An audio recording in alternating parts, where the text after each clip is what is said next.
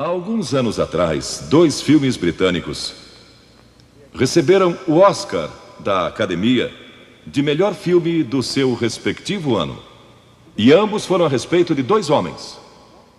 Um foi Eric Liddell e o outro foi Gandhi. Ambos tiveram a força e a coragem, quando sob pressão, de dizer não a si mesmos, de exercer autodisciplina.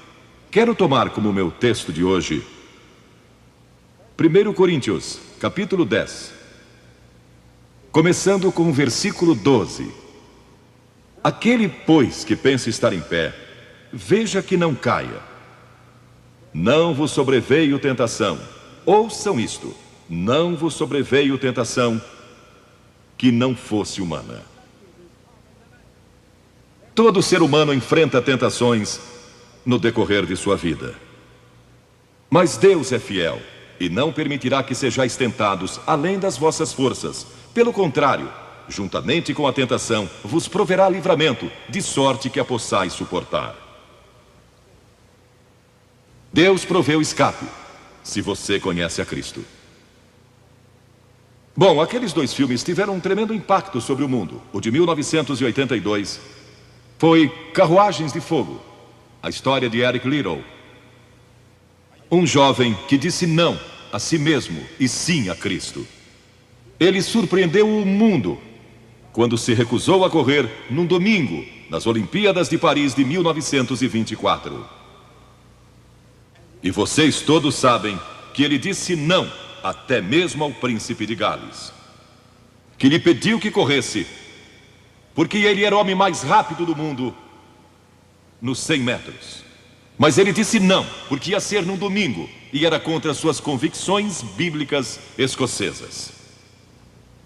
E recentemente foi comemorado o 60º aniversário da grande vitória de Eric Liddell nas Olimpíadas, porque ele correu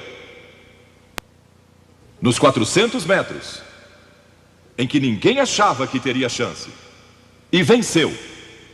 E fizeram esse grande filme a respeito da sua vida. E o que muita gente não sabe é que a vida de Eric Liddell não se limitou àquela vitória, porque depois que se formou na Universidade de Edimburgo, quando partiu, a estação estava lotada de colegas e professores cantando "Saudai o nome de Jesus", porque Eric Liddell foi para a China como missionário. Foi capturado pelos japoneses durante a guerra e morreu num campo de concentração japonês. Mas naquele campo, ele trouxe alegria e coragem a todos os prisioneiros, pois pregou para eles e cantou para eles, ministrando as suas almas. E ouvi dizer que estão preparando um outro filme, mostrando sua vida ali, porque ele teve coragem de dizer não. O mundo ouviu falar dele, porque ele disse não àqueles que tentaram fazer com que abandonasse as suas convicções cristãs pessoais. E eu penso em William Booth, há pouco mais de 100 anos atrás, que fundou o Exército da Salvação. Ele se converteu, tornou-se um vigário, um pastor, e foi para as favelas de Londres, para as zonas da luz vermelha. Pregou entre a gente pobre, formou um pequeno grupo chamado Banda Aleluia, e ia às esquinas, e ia também às prisões. E alguns dos líderes religiosos da época não gostaram daquilo.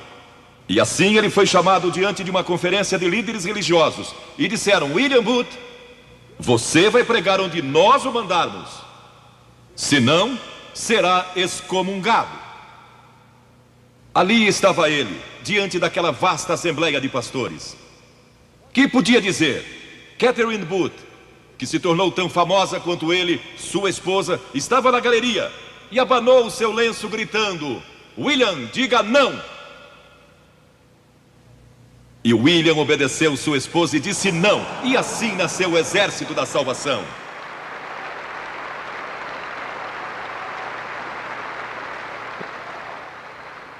Lemos muitas histórias na Bíblia a respeito de jovens que disseram não e mudaram o curso da história.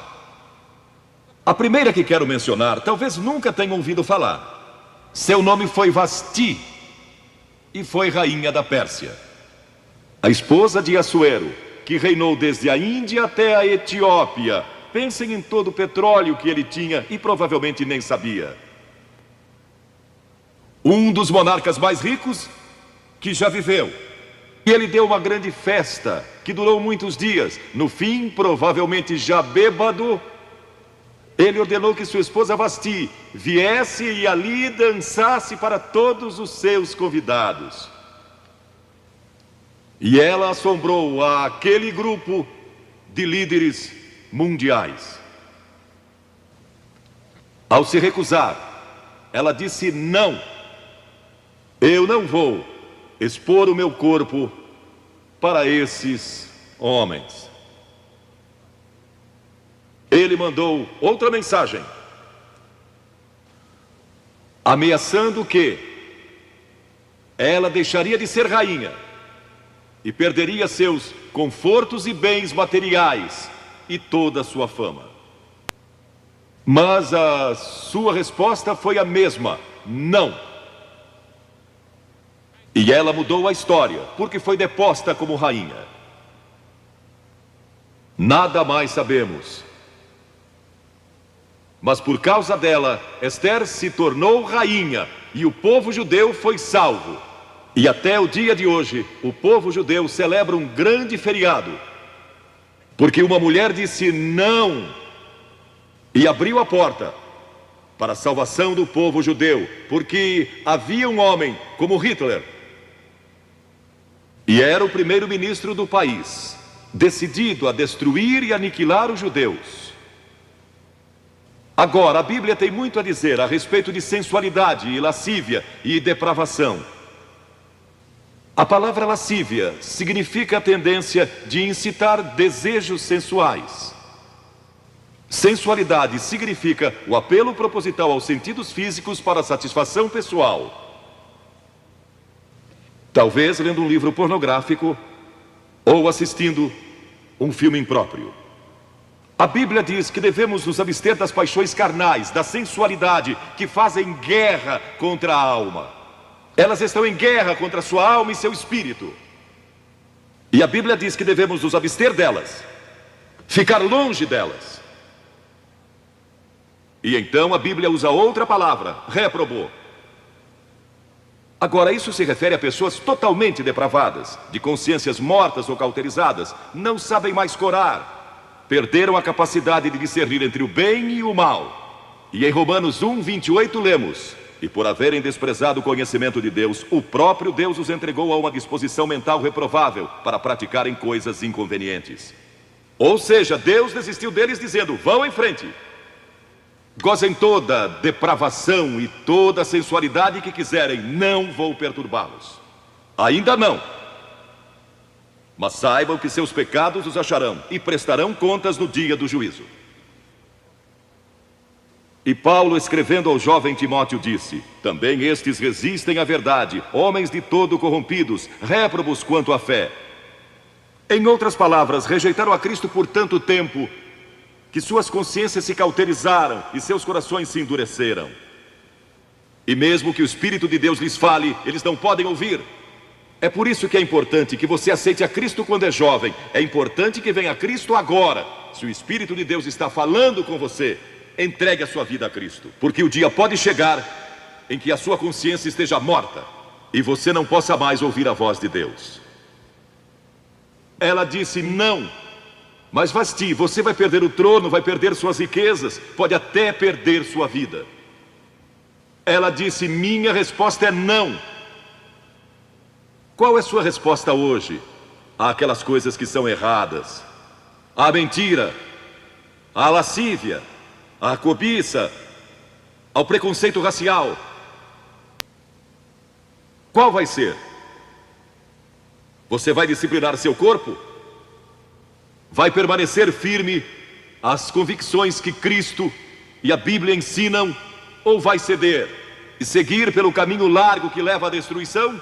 Ou vai entrar pela porta estreita e pelo caminho apertado que conduz à vida eterna? Qual vai escolher? Você tem uma escolha hoje. Deus nunca vai forçá-lo a escolher. E então houve um outro jovem, um jovem chamado Daniel. E a Bíblia diz que Daniel resolveu em seu coração que não se contaminaria com as finas iguarias do rei, nem com o vinho que ele bebia.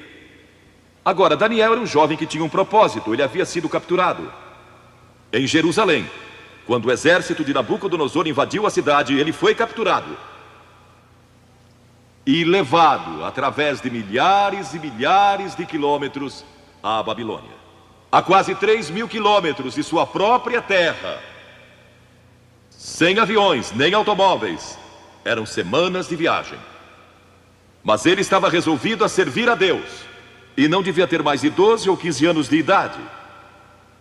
E Nabucodonosor, o grande rei, levara cativos de Jerusalém para a Babilônia, e ordenou que aqueles jovens, em quem não havia defeito, de boa aparência, instruídos em toda a sabedoria, fossem ensinados em sua corte, para que ele pudesse usá-los. Ele queria usar aqueles jovens judeus, porque sabia que eles tinham um dom especial. E durante o período de treinamento, mandou que lhes dessem os melhores vinhos e as mais finas iguarias, e todos os confortos disponíveis na corte de Nabucodonosor. Mas Daniel disse: não, não quero o vinho do rei, e não quero as iguarias do rei. Quero dormir no chão, não numa cama de penas. Quero viver uma vida simples e também disciplinada. Que diferença dos que mal podem esperar pelo dia em que possam sair de casa e se divertir. Mas não Daniel. Daniel estava longe de casa e ninguém saberia se ele fizesse algumas dessas coisas. Ninguém saberia se ele tivesse uma namorada e dormisse com ela, ou se embebedasse com o melhor vinho do rei.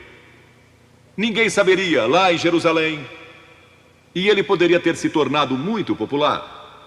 Mas esse primeiro não, quando jovem, preparou-o para o grande não, quando era primeiro-ministro da Babilônia, e foi lançado na cova dos leões, porque não abandonou sua fé em Deus. Nós nos contaminamos ao comer demais, ou ao nos embebedarmos, ou ao tomar drogas, ou gastando tempo demais assistindo televisão, ou indo aos cinemas. Jesus declarou em Lucas capítulo 21: acautelai-vos, para que nunca vos suceda que os vossos corações fiquem sobrecarregados com as consequências da orgia e das preocupações deste mundo, e para que aquele dia não venha sobre vós repentinamente. O apóstolo Paulo disse: não disponhais para a carne no tocante às suas concupiscências. E Pedro disse: porque basta o tempo decorrido para terdes executado a vontade dos gentios, tendo andado em dissoluções, concupiscências e em detestáveis idolatrias.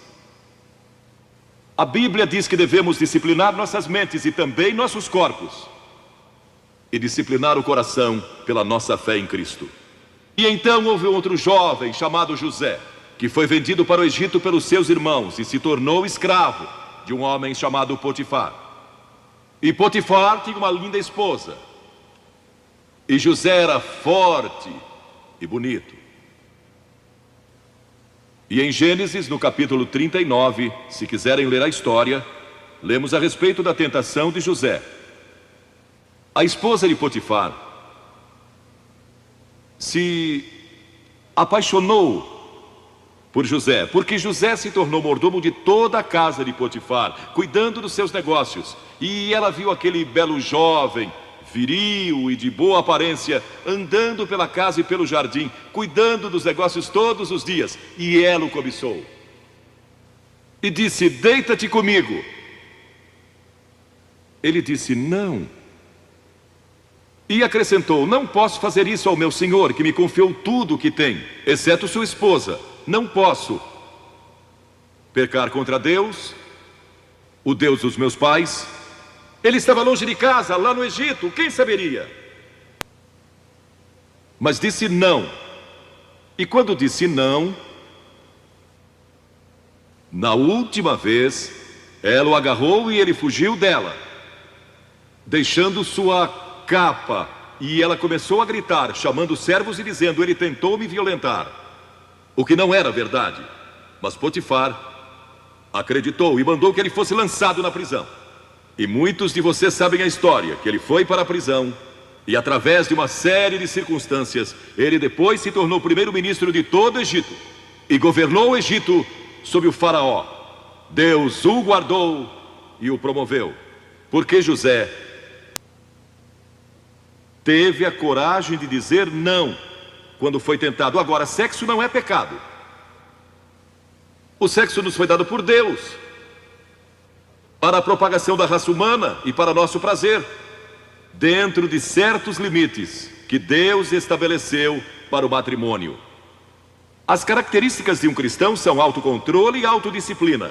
E Paulo, escrevendo a Timóteo, disse: conserva-te a ti mesmo puro. Mas como você pode se conservar puro num mundo como este?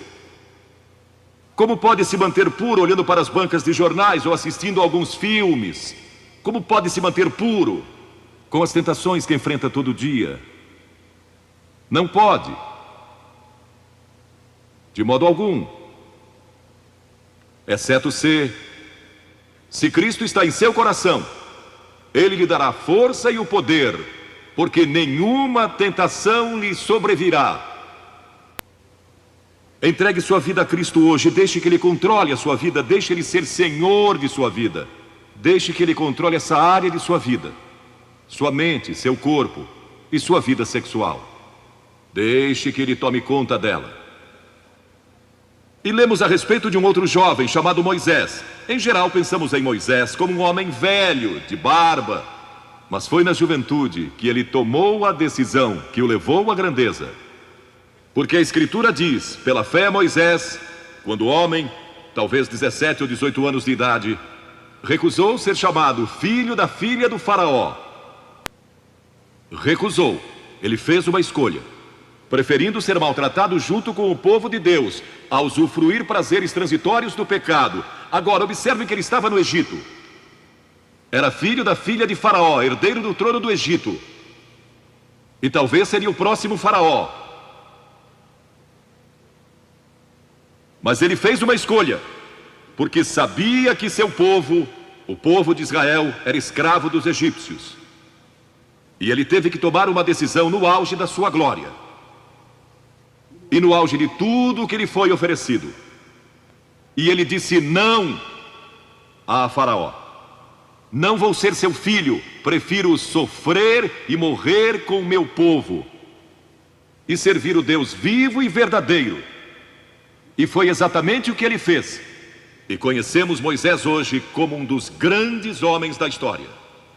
Ele rejeitou os prazeres transitórios do pecado. E há uma diferença entre prazeres e alegria. Quem ama os prazeres empobrecerá, diz a Bíblia. E ela cita um homem que disse: entreguei meu coração à loucura e aos seus prazeres, mas tudo isso é correr atrás do vento. Quem vive em prazeres está morto, embora viva, amando os prazeres mais do que a Deus. A Bíblia diz que há pessoas que amam os prazeres mais do que amam a Deus. É o seu caso? Você ama Deus mais do que ama prazeres pecaminosos? Não falo de esportes e todas essas coisas maravilhosas que temos. Falo de prazeres pecaminosos. Mas a alegria é produzida pelo Espírito Santo. E há centenas de passagens que falam dessa alegria. Você pode ter alegria, mesmo quando não tem prazer, porque a alegria é profunda. O anjo disse aos pastores naquela grande noite: não temais, pois vos trago boa nova de grande alegria, que o será para todo o povo. E mesmo no sofrimento, quando você recebe a Cristo, Deus não remove o sofrimento. Ele não remove todos os problemas e as dificuldades da sua vida. Não faz isso. Ele não promete, se você está desempregado, conseguir um emprego amanhã se você aceitar a Cristo hoje à noite. Ele promete que lhe dará graça e força e alegria em qualquer situação. Bem-aventurados sois quando os homens vos odiarem e quando vos expulsarem da sua companhia, vos injuriarem e rejeitarem o vosso nome como indigno, por causa do Filho do Homem. Regozijai-vos naquele dia e exultai. Ele disse: quando vierem a mim e tiverem problemas e tribulações e as pessoas odiarem vocês, ele disse: exultai, porque grande é o vosso galardão lá no céu, pois dessa forma procederam seus pais com os profetas. Todos que viverem piedosamente em Cristo serão perseguidos, a Bíblia diz. Ainda haverá sofrimento. Jesus disse: quem não tomar a sua cruz e negar-se a si mesmo, não pode ser meu discípulo. Moisés escolheu a alegria de seguir a Deus, em vez da vida de prazeres no Egito. O que você está seguindo? Qual é a sua escolha nesta hora? E então o último é Jesus. Jesus foi tentado em todas as coisas à nossa semelhança, mas sem nenhum pecado. Quer dizer que Jesus foi tentado a mentir? Sim. Que Jesus foi tentado a cobiçar? Sim. Que ele foi tentado a adulterar? Sim. Que Jesus foi tentado a roubar? Sim. Ele foi tentado em todas as coisas, como nós, mas sem pecado. Como ele teve vitória sobre a tentação? A Bíblia nos diz, no capítulo 4 de Mateus, e em muitos outros textos, mas vou falar só deste. O diabo veio a ele quando ele estava faminto e sedento e disse: se és o Filho de Deus, manda que estas pedras se tornem em pães. Observem que ele tentou colocar dúvidas na mente de Jesus quanto à sua identidade. Agora, Jesus era o Filho de Deus, nascido de uma virgem, Filho de Deus, que foi ressuscitado dos mortos pelo poder de Deus e está vivo hoje. Mas o diabo pôs dúvidas em sua mente. Ele estava fraco e cansado e faminto, um ser humano. Ele não enfrentou o diabo como Filho de Deus, enfrentou-o como homem. E ele sempre respondeu citando as Escrituras. É por isso que você deve decorar as Escrituras. Nem só de pão viverá o homem, mas de toda palavra que procede da boca de Deus. Jesus disse que há uma coisa que é mais importante que a comida, e sexo, e coisas materiais. É sua vida espiritual. E então ele disse: se tu és o Filho de Deus, atira-te abaixo, porque está escrito: aos seus anjos ordenará a teu respeito que te guardem, para não tropeçares. E Jesus de novo respondeu: está escrito, não tentarás o Senhor teu Deus. E então o diabo levou a um alto monte e lhe mostrou todo o futuro do mundo, todos os reinos que ainda estavam por vir. E lhe disse: se dobrares o teu joelho e me adorares, eu te darei todos os reinos do mundo e sua glória. Jesus não argumentou se ele podia fazer isso. O diabo pode dar-lhe qualquer coisa. Alguns de vocês estão vendendo as suas almas por nada, coisas sem valor. A Jesus ele ofereceu o mundo todo, mas ele sabia que a cruz estava esperando por ele, e o único meio de salvação para o mundo era a cruz. Se tivesse obedecido o diabo, nós nunca teríamos tido a oportunidade de sermos salvos e perdoados. Jesus teria tomado um atalho e nós estaríamos perdidos. Mas Jesus disse: está escrito, ou melhor, começou dizendo: retira-te, Satanás, porque está escrito, ao Senhor teu Deus adorarás e só a Ele darás culto. E assim o diabo deixou, e anjos vieram e o serviram. Observe como Jesus enfrentou o diabo ao ser tentado. Primeiro, ele citou as Escrituras. Segundo, ele estava cheio do Espírito Santo. E terceiro, estava na vontade de Deus. Você está disposto a dizer não às tentações do diabo?